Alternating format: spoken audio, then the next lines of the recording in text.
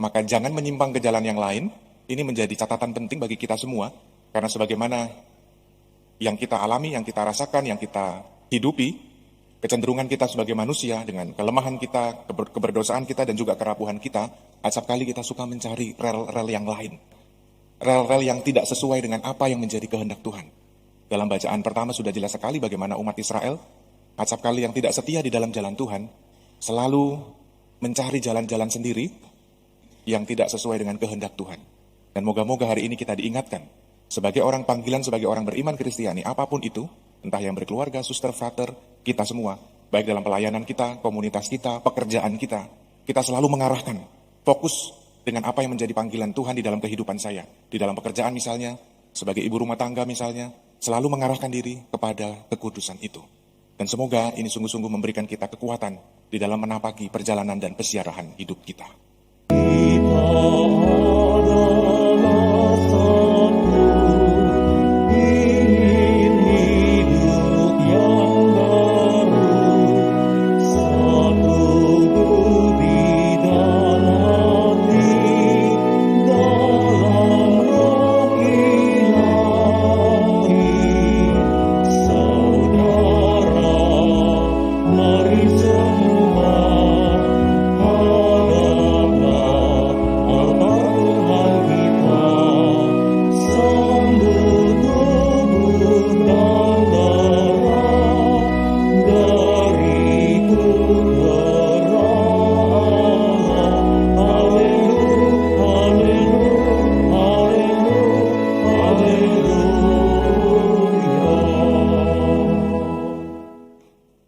Dalam nama Bapa dan Putra dan Roh Kudus. Amin.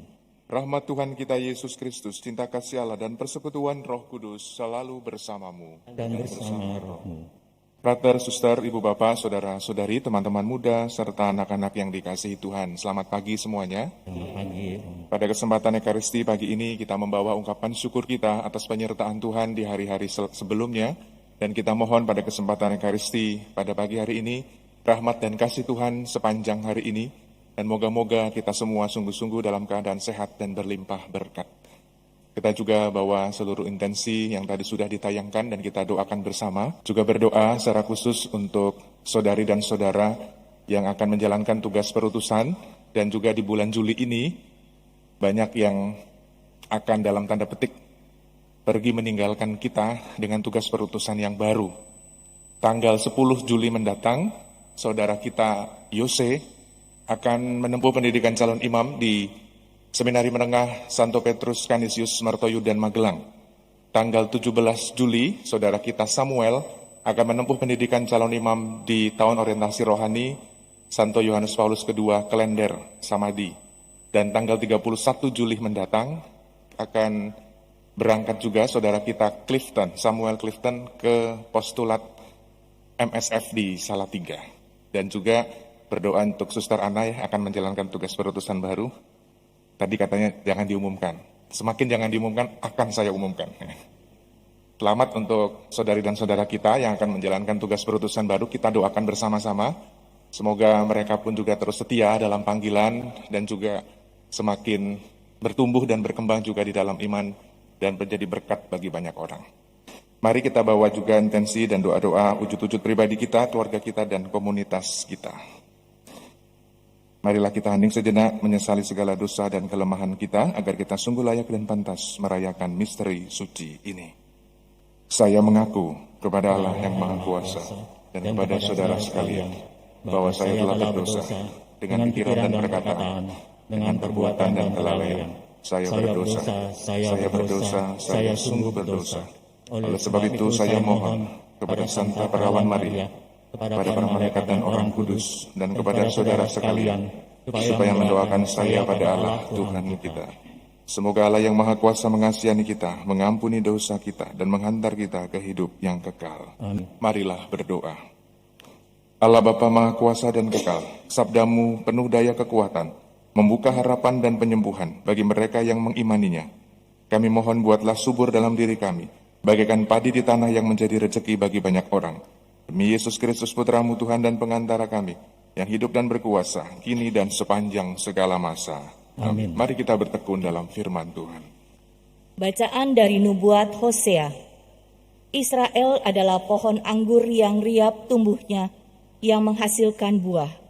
Makin banyak buahnya, makin banyak dibuatnya mezbah-mezbah. Makin baik tanahnya, makin baik dibuatnya tugu-tugu berhala. Hati mereka licik, sekarang mereka harus menanggung akibat kesalahannya.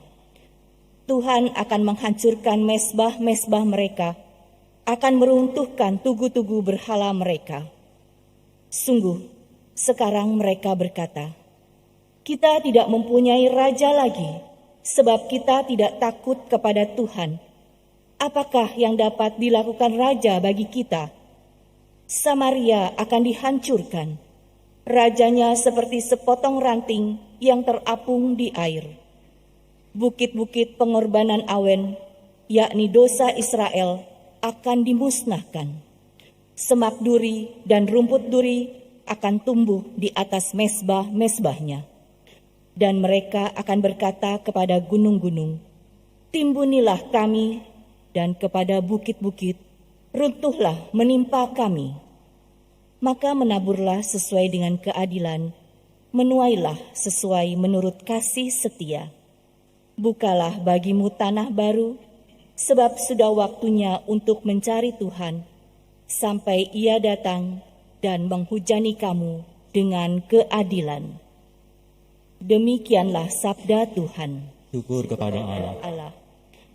Carilah selalu wajah Tuhan. Carilah selalu wajah Tuhan. Bernyanyilah bagi Tuhan, bermazmurlah baginya, percakapkanlah segala perbuatannya yang ajaib. Bermegahlah dalam namanya yang kudus, biarlah bersuka hati orang-orang yang mencari Tuhan. Carilah selalu wajah Tuhan. Carilah Tuhan dan kekuatannya, carilah selalu wajahnya. Ingatlah perbuatan-perbuatan ajaib yang dilakukannya, mujizatnya, dan ketetapan-ketetapan yang diucapkannya. Carilah selalu wajah Tuhan. Haleluya, haleluya. Haleluya, haleluya. Kerajaan Allah sudah dekat, bertobatlah dan percayalah kepada Injil. Haleluya, haleluya. Tuhan bersamamu. Dan bersama rohmu, Inilah Injil suci menurut Matius. dimuliakanlah Tuhan. Pada suatu hari Yesus memanggil ke-12 muridnya dan memberi mereka kuasa untuk mengusir roh-roh jahat dan melenyapkan segala penyakit serta segala kelemahan. Inilah nama ke-12 rasul itu. Pertama, Simon yang disebut Petrus dan Andreas saudaranya, Yakobus anak Zebedius dan Yohanes saudaranya, Filipus dan Bartolomeus, Thomas dan Matius pemungut cukai, Yakobus anak Alfeus dan Tadeus, Simon orang Zelot, dan Yudas Iskariot yang mengkhianati Yesus. Ke-12 murid itu diutus oleh Yesus dan ia berpesan kepada mereka, "Janganlah kalian menyimpang ke jalan bangsa lain atau masuk ke dalam kota Samaria, melainkan pergilah kepada domba-domba yang hilang dari umat Israel. Pergilah dan wartakanlah, kerajaan surga sudah dekat." Demikianlah sabda Tuhan. Terpujilah Kristus. Ibu bapak, saudara-saudari, frater, suster, kalau kita merenungkan perjalanan hidup kita sebagai orang beriman Kristiani, tentu panggilan hakiki atau panggilan dasar kita sebagai orang beriman adalah jalan menuju kekudusan. Sebagaimana dalam dokumen-dokumen gereja dan juga anjuran apostolik Bapak Suci Paus Fransiskus mengingatkan kepada kita semua bahwa panggilan dasar hidup kita sebagai orang beriman Kristiani adalah jalan menuju kekudusan. Entah sebagai keluarga, baik sebagai suami, sebagai istri, ya misalnya Pak Rudi ya sama Bu Lili yang hari ini merayakan 25 tahun pun diutus untuk menjadi pribadi-pribadi di dalam keluarga sampai menuju kepada kekudusan. Imam, suster, frater, dan siapapun kita sebagai orang beriman Kristiani pun diajak di dalam perjalanan hidup kita sampai kepada kekudusan.